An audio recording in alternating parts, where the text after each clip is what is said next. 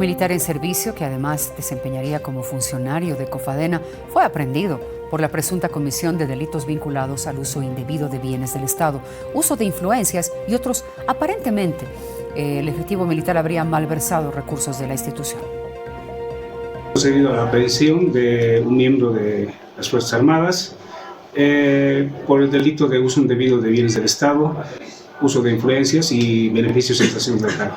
Tengo entendido que habría utilizado bienes y recursos de la entidad denominada como Cofadena para fines particulares. Un proceso de investigación que lleva la Fiscalía y en el marco de esa investigación ha recaído su aprehensión. Actualmente sí se encuentra en celdas policiales a la espera de su notificación para su audiencia cautelar. Este caso se encuentra en investigación.